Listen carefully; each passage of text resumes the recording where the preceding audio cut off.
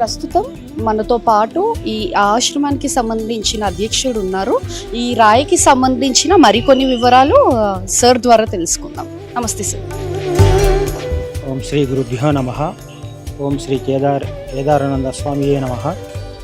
ఈ ఆశ్రమంలో మహారాజు గారు ప్రతి అమావాస్య పౌర్ణానికి ఇక్కడ మనకు కనబడుతున్నటువంటి ఈ బండరాయి పైన భక్తులందరికీ కూడా రాత్రి 12 గంటల సమయంలో దర్శనమిస్తారు.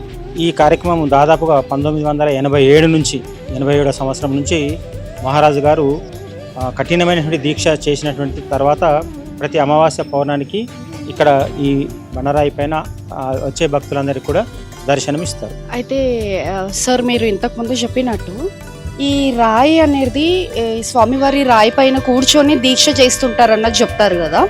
అయితే స్వామివారు ఏం చెప్తారు ఆ దీక్షలో? మీ అందరికీ కూడా కొన్ని మాటలు చెప్పడం జరుగుతుంది అన్నట్టు చెప్పారు. ఏం చెప్తారు? అయితే ఇక్కడ స్వామివారికి ప్రతి అమావాస్య పౌర్ణమి రాత్రి సమయంలో వారి గురువు గారి యొక్క దర్శనం జరుగుతుంది. వారి యొక్క దర్శన ఫలితంగా వారి గురువు ద్వారా ఏదైతే చెప్పాలని ఆదేశం వస్తుందో ఆ ఆదేశానుసారంగా వారు గురువు గారి యొక్క పలుకులను మనకు అందిస్తారు. భవిష్యవాణి అని చెప్పొచ్చా ఆ సందేహాన్ని? భవిష్యవాణి ఏం కాదు, ప్రస్తుతం జరుగుతున్నటువంటి ఆధ్యాత్మికానికి సంబంధించినటువంటి అనేక విషయాలు చెప్తారు.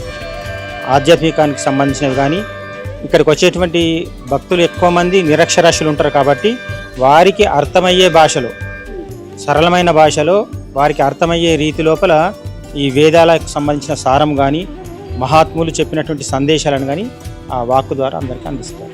అలాగే ఈ ఆశ్రమంలో కూడా మెడికల్ క్యాంప్ అంటే మనకు కంటి చూపుకి సంబంధించిన కొన్ని క్యాంప్స్ కూడా హెల్త్ చేయడం జరుగుతుంది అన్నట్టు చెప్పారు కదా. దానికి సంబంధించిన వివరాలు ఏంటి? అయితే ఇక్కడ గత 9-10 నెలల నుంచి శంకర హాస్పిటల్ హైదరాబాద్ వారి ద్వారా, అంటే అది కూడా ఒక పీఠం ఇదే, అది కూడా ఒక ఆశ్రమానికి సంబంధించినటువంటిది.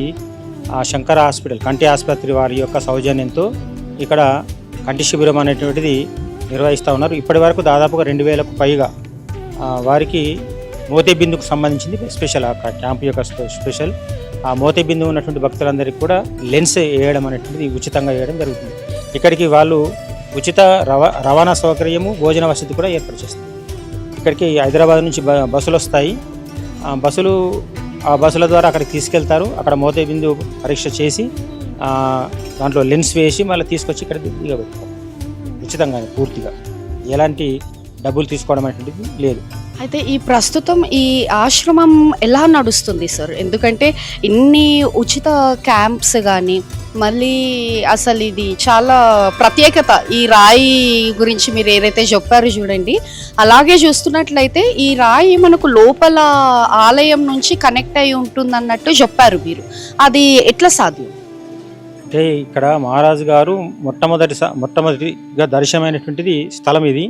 వారికి భగవంతుని యొక్క దర్శనం జరిగినటువంటి ప్రాంతం ఇది ఆ రాయి చూడడానికి కేదారినాథ్లో ఉన్నటువంటి శిలతో పోలి ఉండటం వల్ల ఈ ఆశ్రమానికి కూడా కేదారేశ్వర ఆశ్రమం అనేటువంటి పేరు రావడం జరిగింది. అంతేకాకుండా ఇక్కడ ఈ ఆశ్రమం అంతా కూడా డెవలప్ చెందడానికి ప్రధానమైనటువంటి కారణం ఇక్కడికి వచ్చేటువంటి భక్తులు ఎవరైతే ఉన్నారో వాళ్ళందరూ కూడా ఇచ్చేటువంటి చందా విరాళాల ద్వారానే పూర్తిగా అభివృద్ధి చెందింది. అంతేకాకుండా ఇక్కడ స్వామివారి చేత భక్తులందరికీ కూడా ప్రతి సంవత్సరము గురు పౌర్ణమి రోజున గురుదక్షిణ పెట్టెలు అనేటువంటివి ఇస్తారు. ఆ పెట్టెల ద్వారా ప్రతిరోజు గురుదీక్ష తీసుకున్నటువంటి గురుబిడ్డలు, తర్వాత ఇక్కడికి ఆశ్రమానికి వచ్చేటువంటి భక్తులు కూడా రోజుకు ₹1 లేదా ₹2 ఆ బాక్సులో వేస్తారు. అట్లా ప్రతి సంవత్సరం గురు పౌర్ణమి నాడు ఇక్కడికి తీసుకొచ్చి అందజేస్తారు మహారాజు గారికి.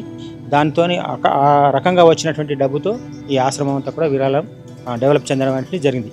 అంతేకాకుండా మహారాజు గారి యొక్క శిష్యులకు సంబంధించినటువంటి భక్తులు అనేక మంది వాళ్ళ యొక్క పిల్లలు వాళ్ళు కానీ ఉన్నత విద్య కోసం వేరే దేశాలకు వెళ్ళి అక్కడ వాళ్ళు బాగా చదువుకొని ఉద్యోగాలు సంపాదించిన తర్వాత వారు మొదటి వేతనం కూడా ఇక్కడికి మహారాజు గారికి పంపడం అనేది జరుగుతుంది.